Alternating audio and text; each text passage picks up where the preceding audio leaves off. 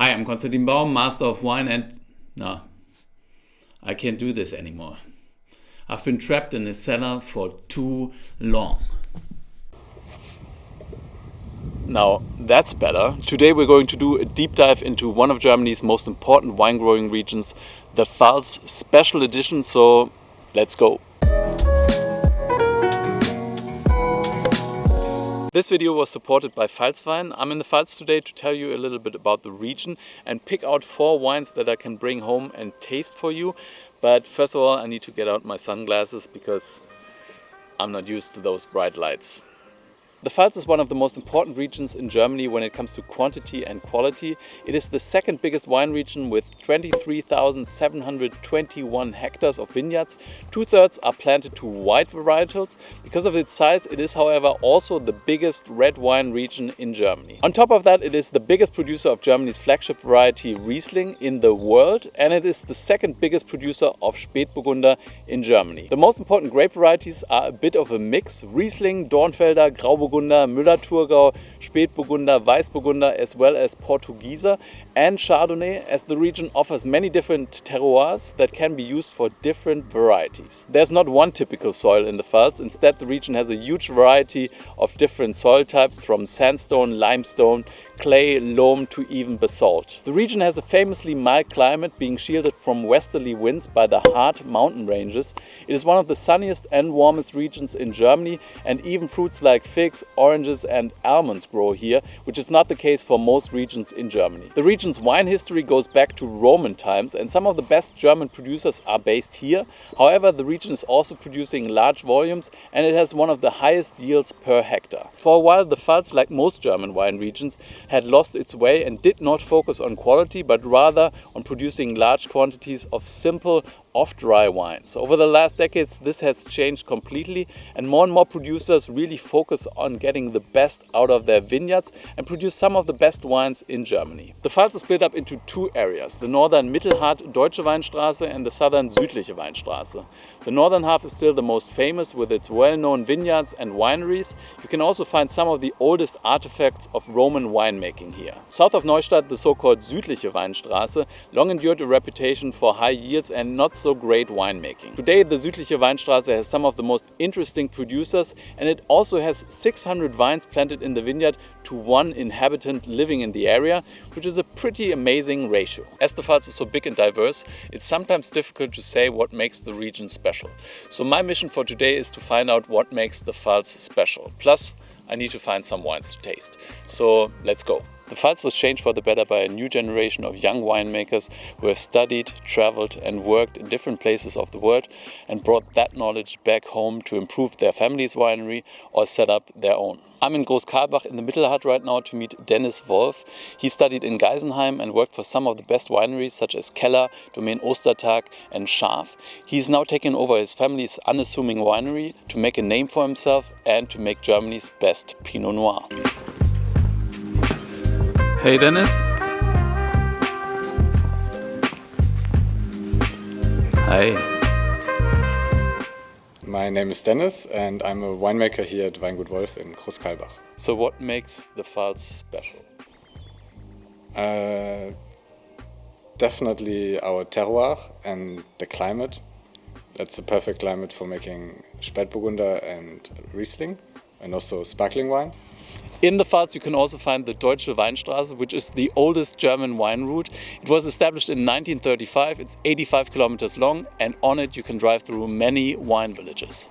The Pfalz is home to many famous vineyards that have a long history and a great reputation: Forster Ungeheuer, Wachenheimer Grümpel and the Kallstadter Saumagen. The Saumagen is named after one of the Pfalz's most famous dishes. Saumagen, or pig's stomach, is a mix of potatoes and pork, and some say it actually goes really well with the wine coming from this side. The side is a mix of chalk, terra rossa, clay and löss, and maybe it's best to look at it from up above.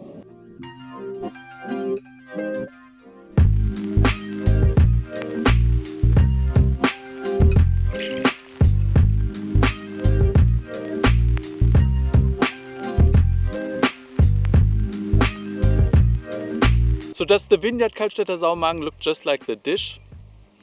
I leave that up to you to decide. But now it's time to pick up the wine from this vineyard at one of Germany's most distinctive wineries, Koehler Ruprecht. Let's go. Are you coming?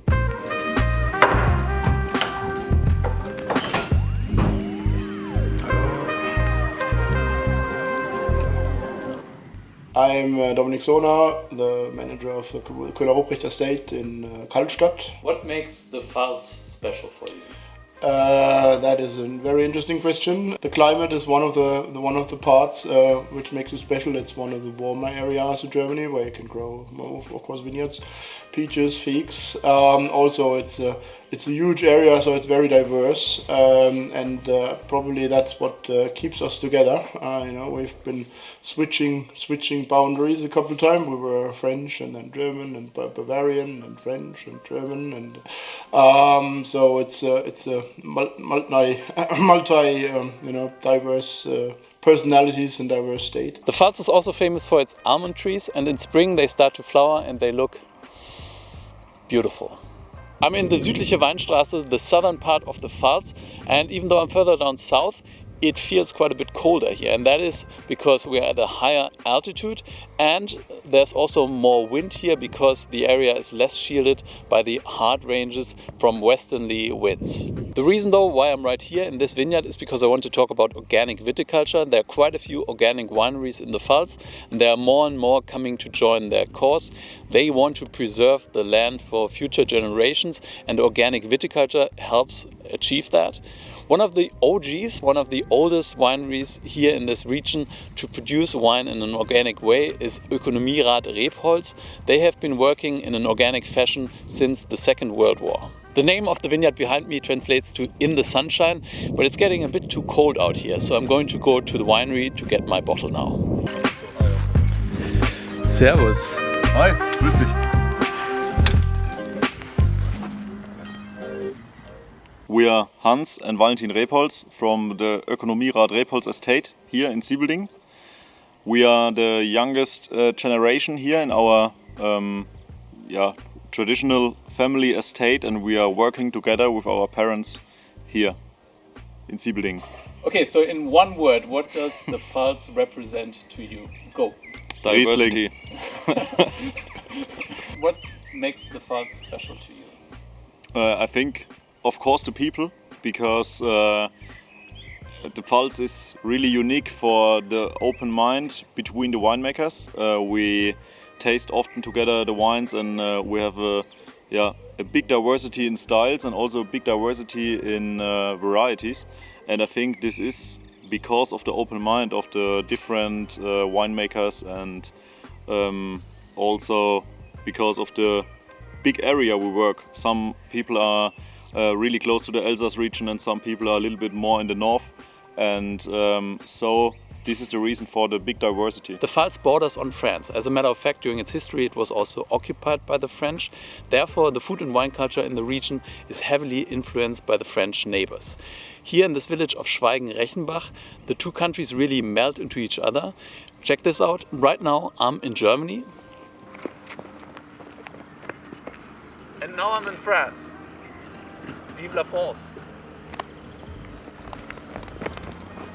And now I'm back in Germany. The Becker family from Schweigen owns vineyards in France and takes those grapes home to their winery in Germany and makes German wine out of them, which is really a European wine, I guess. This also allowed them to experiment with Chardonnay before it was even legal in Germany, and now they are one of the best producers of Chardonnay in the country. So I need to get one of those bottles of Chardonnay for my tasting.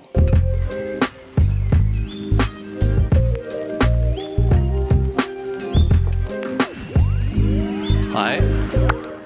My name is Friedrich Becker. I'm seventh generation of winemakers in the Becker family in the south of the Pfalz, very south. We are directly on the border to France. Yeah, and I'm the winemaker in the family since 2005. So in your opinion, what makes the Pfalz special? The people, for sure. We are a winemaking region, and people compared to the rest of Germany, I would say a little bit more laid back, a little bit more open-minded. What makes the Pfalz special for winemaking is our soils and the microclimate, the weather, the perfect soil. And we are back. That was really nice. But now let's taste those beauties. Riesling makes up a quarter of the vineyards in the Pfalz, with close to 6,000 hectares planted. Pfalz Riesling tends to be a bit richer than the wines from the Mosel and the Rheingau, but they keep their freshness very well too. I'm tasting the 2019 Koehler Ruprecht Kallstadter Saumagen Riesling Spätlese Trocken from this very special site that we just saw. The former owner Bernd Filippi really established the winery's reputation for dry Rieslings. They've always done things a little bit different, or you could say in a traditional way. They harvest by hand, use ambient yeast for the fermentation.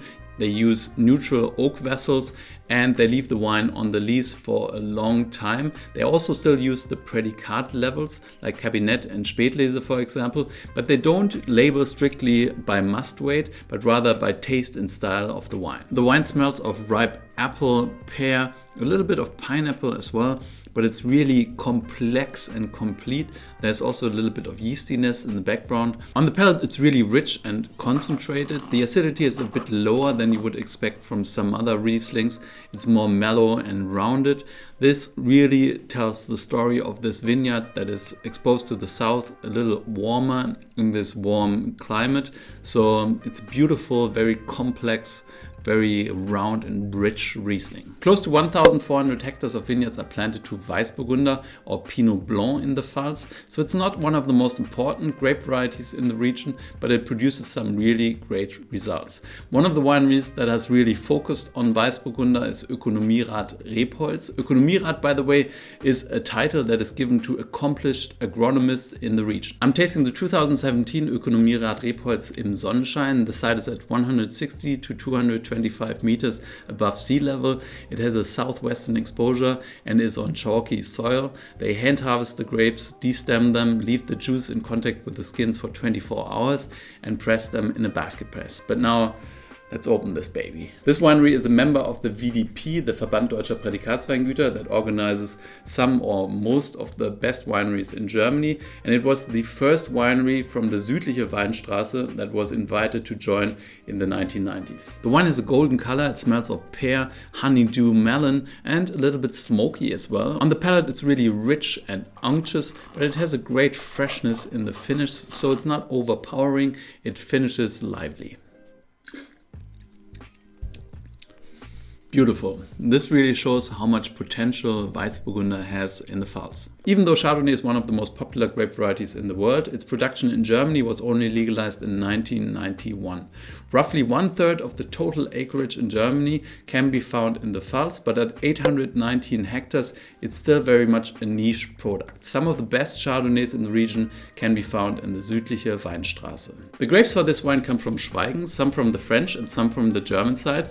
They grow on chalky clay soils. They are hand harvested, destemmed, and then fermented in 228-liter barriques. Some of the barriques are made from oak from the Pfalz, and the wine is aged for a long time on the lees. They are actually using a screw cap for this wine, which is something that I quite like. I mean, you have to adapt your winemaking a little bit, but you certainly don't have any problems with TCA or cork taint. The 2018 Friedrich Becker Schweigen Chardonnay smells of lemon zest, lemon tart.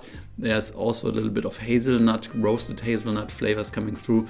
The oak and the fruit are really well balanced. Even though it's 40% new barriques, you don't really feel the oak overpowering the fruit at all. On the palate, the wine shows great concentration and depth, but also beautiful freshness. There's a little bit of coconut and vanilla flavors coming through at the back of my palate, but it's all really complex and complete. Would I be able to identify this wine as a Chardonnay from the Pfalz in the blind tasting? I'm not really sure. I think the profile of Chardonnay from Germany and from the Pfalz still needs to be sharpened a little bit, but this is a complex and complete wine, and I think this is definitely the way to go for Chardonnay in the region. With 1,700 hectares planted to Spätburgunder, it's only the second most widely planted red grape variety in the region after Dornfelder, but when it comes to quality, it plays a very important role. whole. Today I'm tasting the 2018 Weingut Wolf Spätburgunder. The grapes for this wine come from the Laumersheimer Steinbuckel vineyard, were farmed organically and grow on clay-less soil. The wine was fermented spontaneously in open barrels and punched down by hand.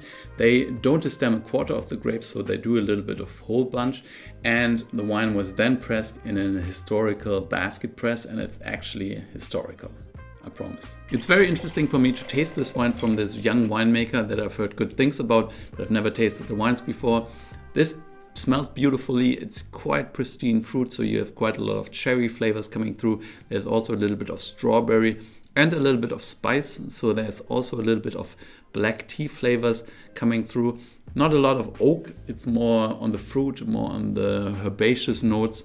Quite beautiful. On the palate it has quite a lot of grip, quite a lot of freshness. There's also juicy fruit flavor coming through. I think this is a very complete wine, especially if you consider that this is the first vintage of this winery, so it's definitely one to watch in the future.